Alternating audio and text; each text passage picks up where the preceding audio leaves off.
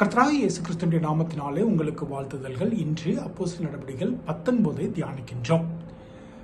முதலாவது இந்த 19 பார்க்கிறோம், பவுல் அப்போஸ்தலர் பலவிதமான அற்புதங்களையும் அதிசயங்களையும் அவர் செய்வதை பார்க்கிறோம்.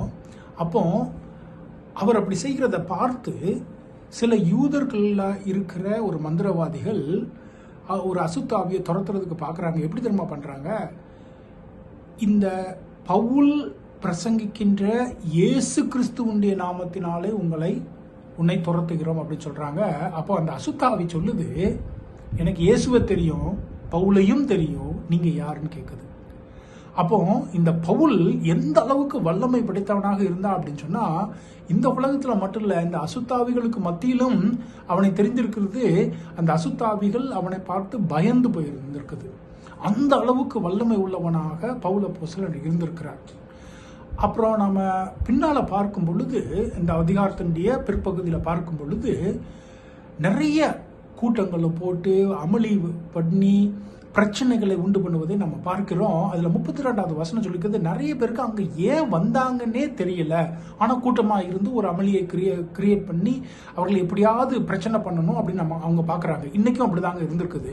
எத்தனையோ பேர் நம்ம கிறிஸ்துவத்தை பத்தி சொல்லும் பொழுது, கிறிஸ்துவை பத்தி சொல்லும் பொழுது கூட்டம் சேர்ந்துப்பாங்க.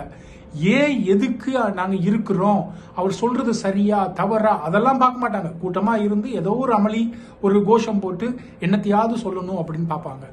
ஆனா அதற்கெல்லாம் நம்ம பயந்துடக்கூடாது.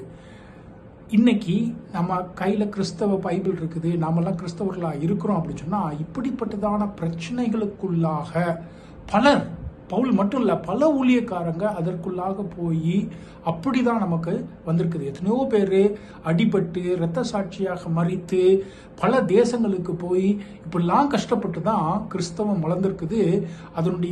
அது இயேசு கிறிஸ்து மறித்து உயிர் தெழுந்தது உண்மையானதுனால எத்தனையோ தேசங்கள்ல அது பரவி இருக்குது.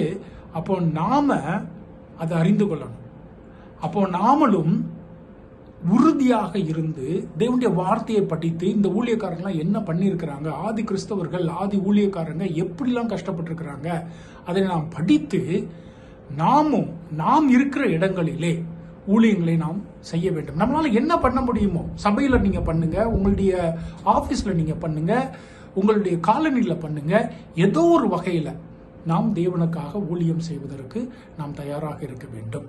இந்த 19வது அதிகாரத்தை படியுங்கள். உங்களுக்குள்ளே ஒரு உற்சாகம் வருவதாக நீங்கள் ஊழியத்தை செய்ய உங்களை ஒப்புக் கொடுங்கள். தேவன் தாமே ஆசீர்வதிப்பாராக. ஆமென்.